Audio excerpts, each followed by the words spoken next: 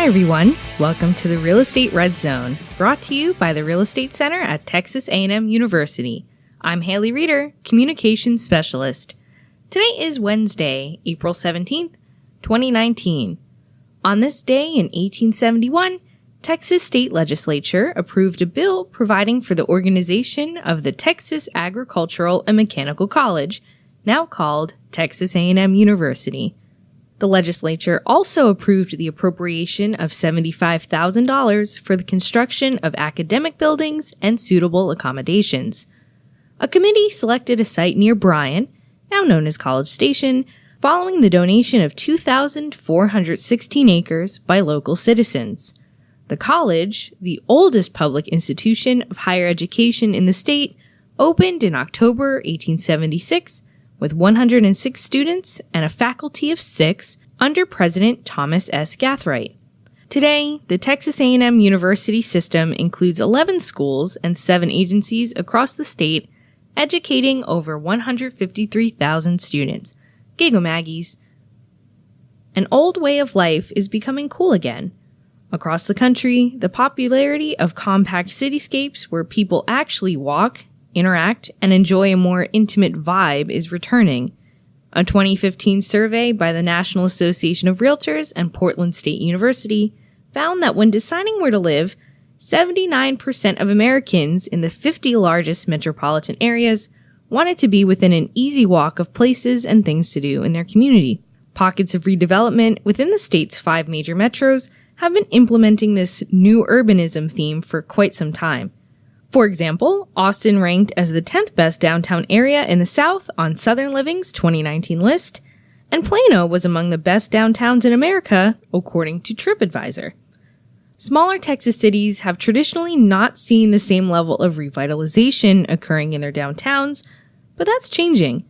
More Texas cities are discovering that they can offer something unique and appealing to folks wanting to live in their downtowns. Joining us today to talk about small Texas historic downtowns is Jose Quintana, president of the AdventGX Corporation in Bryan. Thanks for being here. Thank you for having me. So tell me a little bit about your work with downtown markets. What are your goals and what factors do you consider when you're working with a city? So at AdventGX, we try to concentrate in helping rural communities and also underserved urban communities. So part of what we do deals with the creation of original, authentic experiences in a little town. In this case, could be. We have so many in Texas. It's just a great place to work with downtowns. But really, our approach is a little bit more technical in nature. We actually first do an inventory. We do a series of surveys, and then do an assessment based on what we consider to be good developmental opportunities for a particular downtown. And every downtown is different. We try to specialize on those downtowns that have some sort of heritage component to that. To us, heritage preservation in support of community development is very important. And as a company, really, we're a community development and economic development entity. So being able to leverage some of those assets in those communities is a very effective way to just increase quality of life while improving economic conditions. Yeah. So what makes historical downtown districts different than the rest of a city? There is this particular scenario that we always come across. It involves a kind of perception from a little town in that their struggles are unique to their particular situation. And although every downtown is different, a lot of the struggles that they go through deal with kind of with a similar set of parameters, similar themes that they encounter. So in our case, we try to reach for things that are unique to the community. And if you think about it, a 100-year-old building or a 150-year-old building, it has that heritage component. It is what it is. It has all the history behind it. And you cannot really recreate that. You can try. Disney does a great job in kind of developing what we call, it sounds bad, but let's call it kind of like an artificial environment or experience, which is fine. It works quite well. But for a small town, you just cannot replace that type of an asset, right? That type of a building. So it's very important they try to preserve those old buildings. And if you think about it, in Europe, 100-year-old building is not that old, right? So, Yeah. And sadly, what we learned yesterday with the Notre Dame Cathedral, that was very sad. But that's 800 years of history. Yeah. So here in Texas, we do not have such old structures, so we do need to take care of those. The other thing that comes into play when we help a small community, the community at large usually share with us how some businesses were in their downtown or near their downtown, and they left after the founder passed away. The kids sold the business, and then the company that bought the business kept the brand, but then sent the jobs elsewhere. And the communities complain because they felt that they invested in those businesses, and they did. However, it's just part of business. So what we try to do is make sure that we encourage the communities to invest on those things that no one can take away from them. And that's going to be their heritage, going to be some of the natural resources if they take care of them. So that's why it's so important for us with the small communities and the small downtowns, the heritage preservation aspect of it. That's very interesting. It's just, I'm not a native Texan. So when I first came to Texas and was driving on these highways and I see towns like Hearn, where it's just these incredible old, it reminds you of like a Wild West themed movie set. And it's so amazing. It's really great that you're preserving that heritage.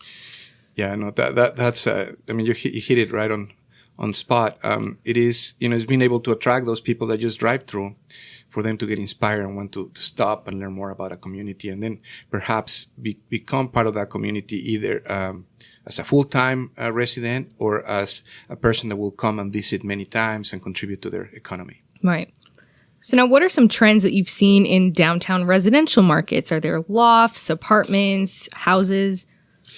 Yeah, mixed use is a really popular approach to redevelopment, and being able to live in a downtown actually is quite comfortable.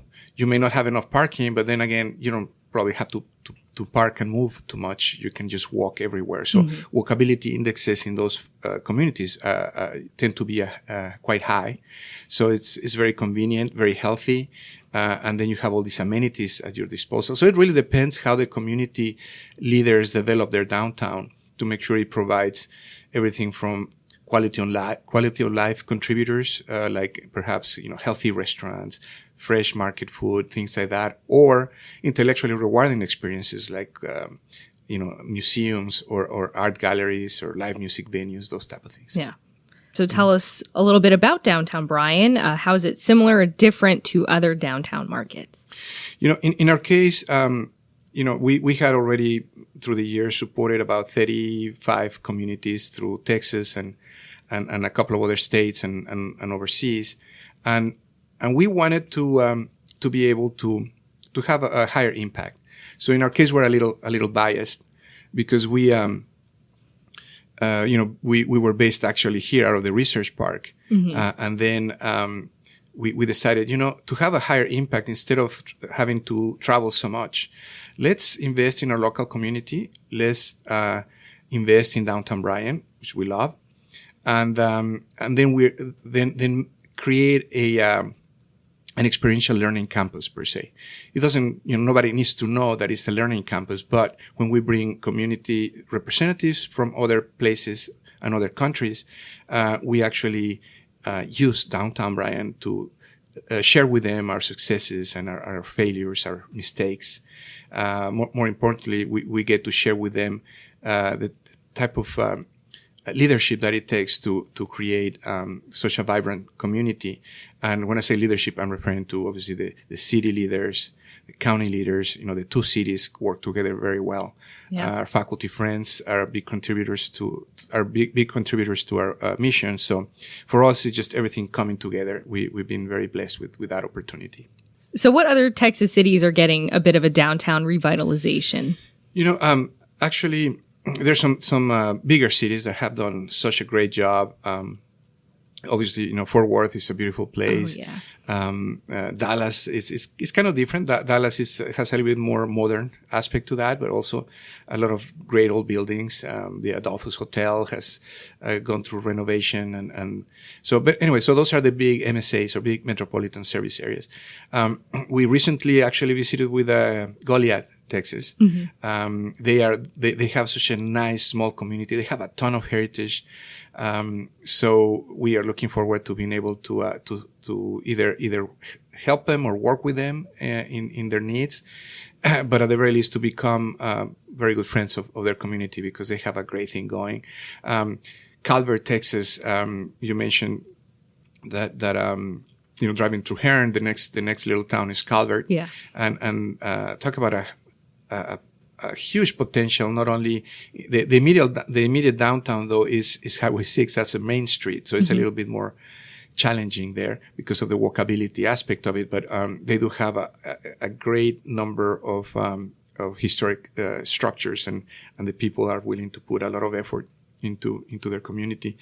And as such, there are other communities like Lagrange and Brenham.